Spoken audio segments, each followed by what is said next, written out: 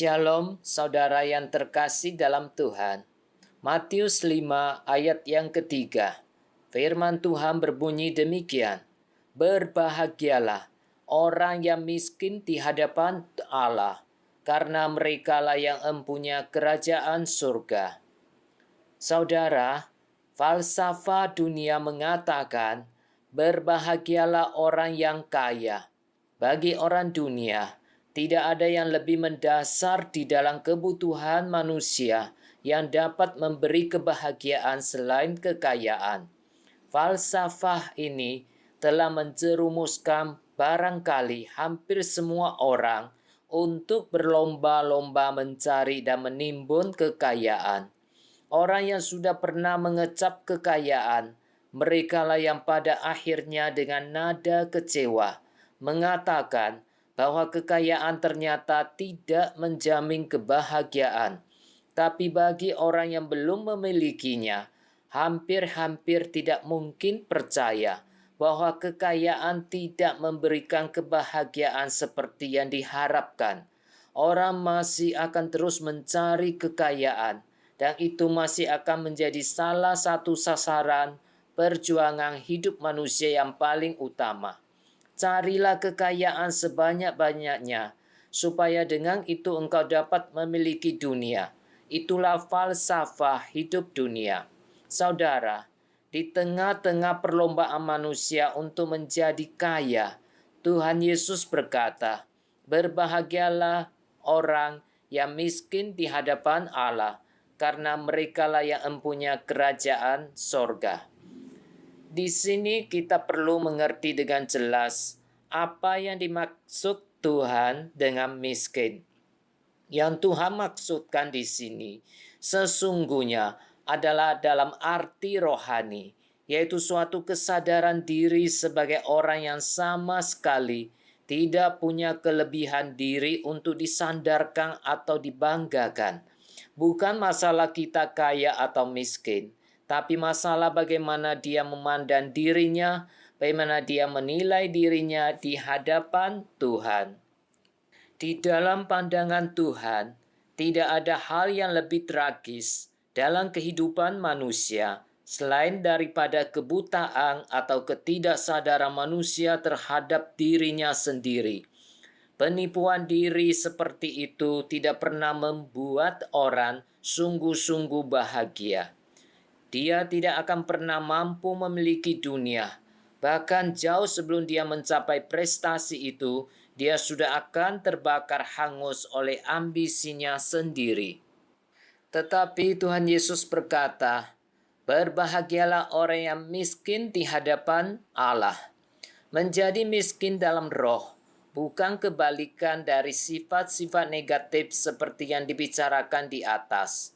Bukan memperlihatkan sikap minder, takut, tidak ada kepercayaan diri, bukan pula merendahkan diri untuk mendapat pujian.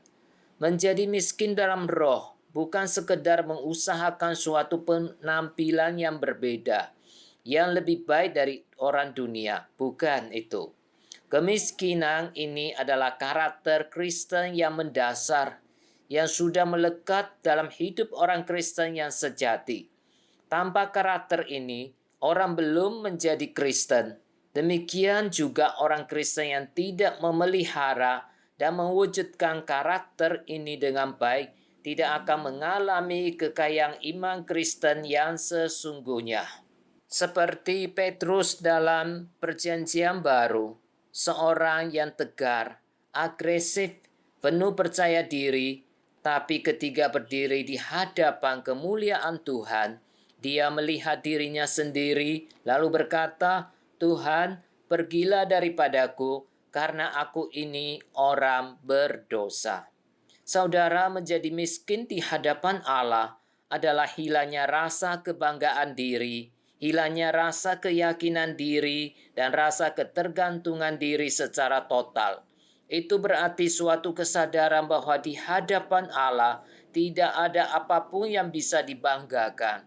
Tidak ada apapun yang bisa dilakukan dari diri kita sendiri yang membuat kita layak berdiri di hadapan Tuhan.